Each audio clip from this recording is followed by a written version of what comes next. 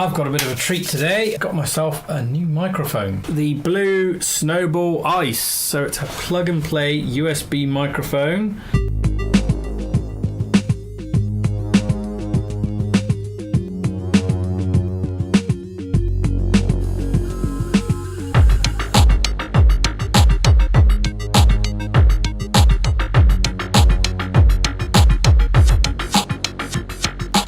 Skype, Messenger and FaceTime, but I'm obviously looking to do it for my video blog. Plug and play directly, no driver to install. So I'm hoping my normal tool of choice is Open Broadcaster Studio, and mostly recently I've been using the microphone on my C922 on the camera. But it's still not quite directional enough, it still has issues. This is hopefully going to solve some of the audio problems once and for all. And do we have any tape there? What's holding that in? So we've got that box inside there. Ooh, okay, there's a box of goodies. And we'll find out what that is. That's probably cables and so on. That looks like the main microphone. Oh, and the bottom here is all empty space. Hurrah! Hold on a minute. That much was nothing. Okay, interesting. Maybe that was just to shock absorbing for the actual microphone. Let's take this top part off, and it's like a great big orb. Okay, is there anything in here? No, nothing in there. That is just packaging to hold the orb in place. And there. What have we got? So that is your USB output. This has got to be its mount for whatever kind of tripod it's got. That's a huge nut. That's not the normal 1/4 inch nut. And that's the front face of the microphone. You've got a power LED here and their logo. And designed by Blue, assembled in China here. Blue microphone Snowball Ice. Let's see what we've got in this box. I'm expecting a USB cable and a tripod. Oh, and of course some instructions. Okay, that tripod with that amazingly large mount. Does that mean if I ever want to use it on a stand, I have to buy some sort of adapter from Blue for that? I don't necessarily always want this great big orb in shot. I mean, you know, you'd have that between you and I, which I don't think I like. I mean, that's a very solid, big old bolt. It just feels a little bit excessive. Does that... it's a sort of a swivel mount as well. Okay. Right. Bog standard A to B type USB cable. So let's see how plugging it in works. Well, before we go and plug it in, let's have a quick look through these instructions.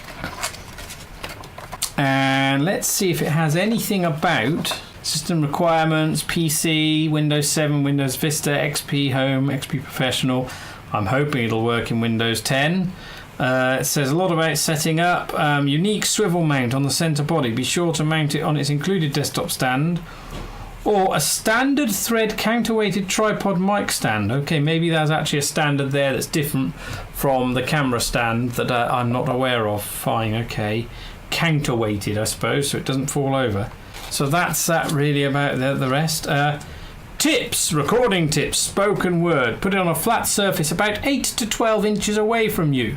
You may need to find a perfect spot to eliminate noises, like cell phones and the annoying chihuahua next door. Well, I don't know if we can always eliminate all the external noises. I do attempt to try it. The biggest external noise I have here, beyond the occasional bit of family and the rest of the flat, is the laptops and the devices I use, which have a lot of fan noise. That introduces quite a chunky background.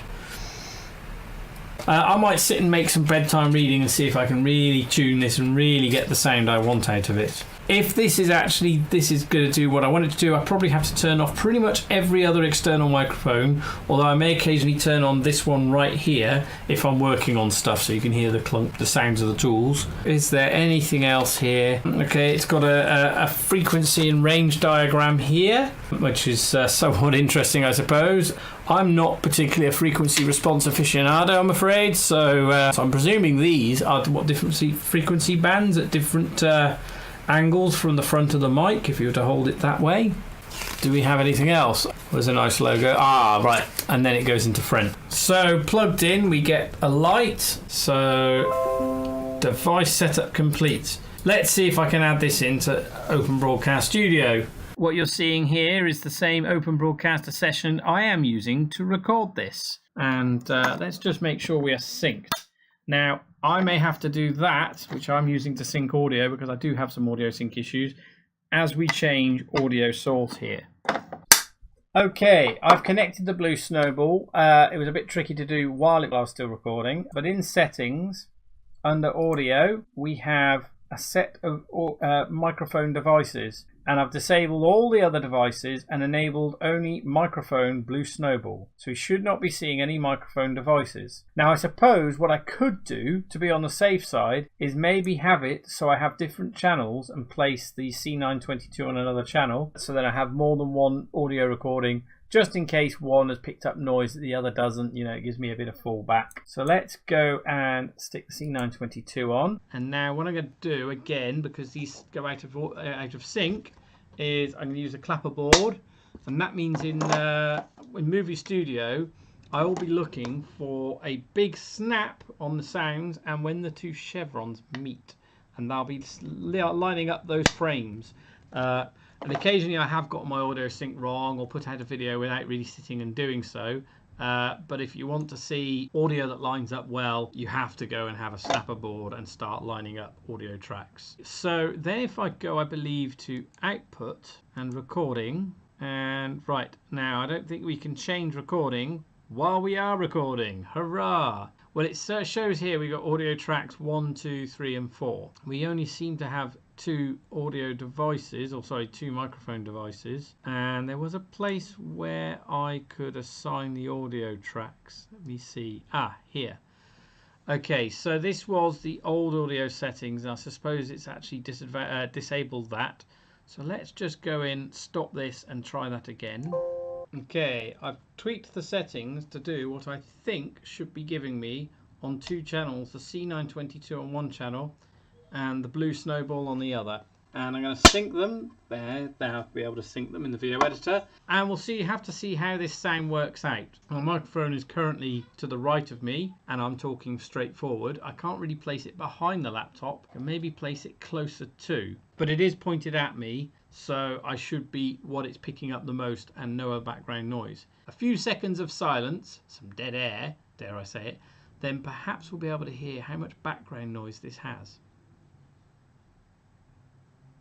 So looking at the VU meters on my laptop, I'm seeing a lot more background noise from the C922 camera than I am from this. So you can see that that's probably picking up all of the fan noise from the laptop. This being more directional potentially isn't, and being a little bit further from the laptop.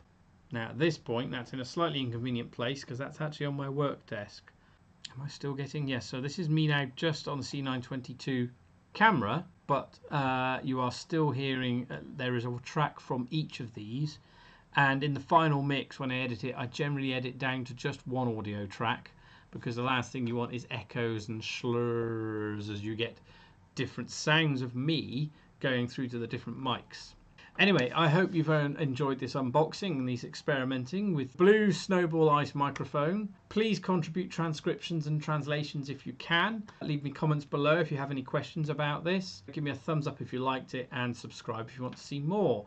I do some unboxings of video and lab gear for my lab, as well as building robots, as well as doing experiments with various electronics and microcontroller kits. And go do something, make something and be awesome. Bye!